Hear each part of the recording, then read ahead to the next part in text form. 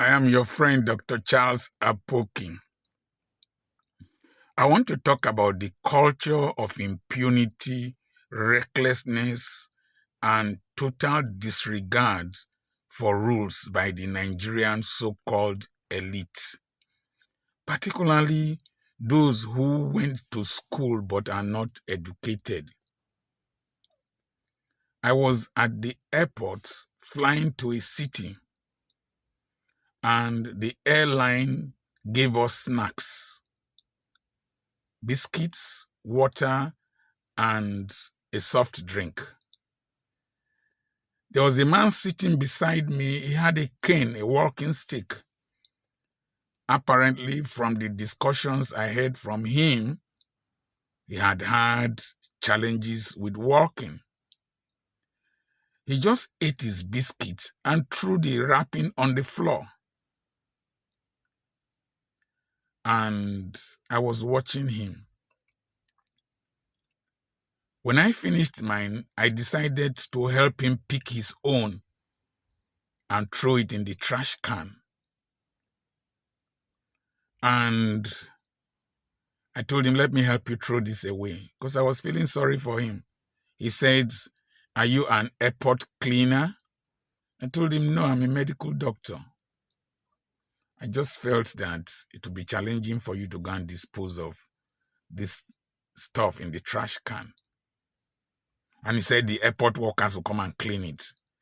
I looked at him with his face and his beards and his look. He looked like a typical, reckless, schooled but uneducated, reckless, evil Nigerian elite. Because he could pay for a flight, so he must be one of the so-called elites in quotes. You will see somebody open a business place, disturbing the whole environment. It doesn't bother him. You will see two Nigerians with their big cars. They can park on a narrow road with and be discussing, creating traffic. And that's the impunity, the recklessness, the wickedness that has pervaded this country, and we are not progressing.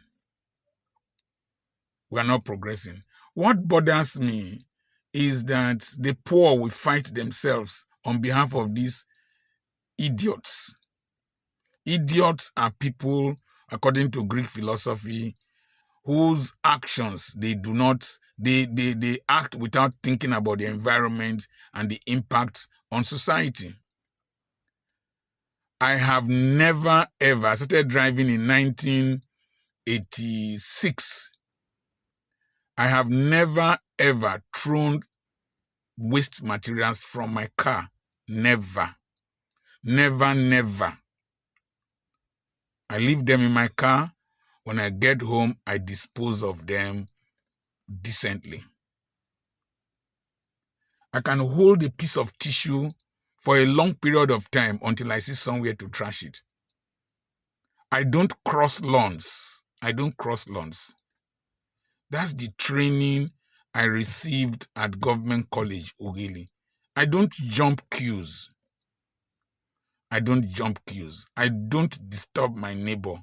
When I was running church, I never did tarry night because the noise will disturb my neighbors. I have lived with my wife for 40 years. She has never heard me pray. I don't pray loud because the Bible says we should not pray loud. So we have this recklessness, this impunity.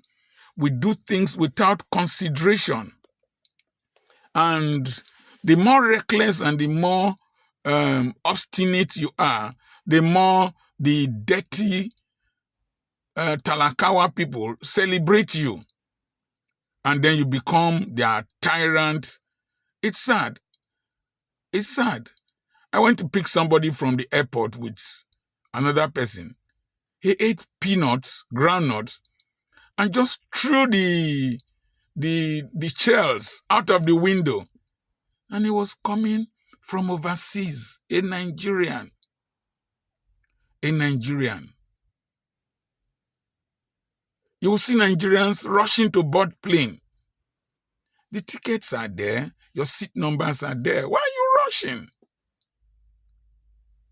It is this stupid attitude that we who went to school, who saw the beauty of decency and order, that it is we that are destroying this country. It is we that our police escorts will crack people's windscreen, and we will drive past, and we will not rebuke the policeman. We will not rebuke the policeman.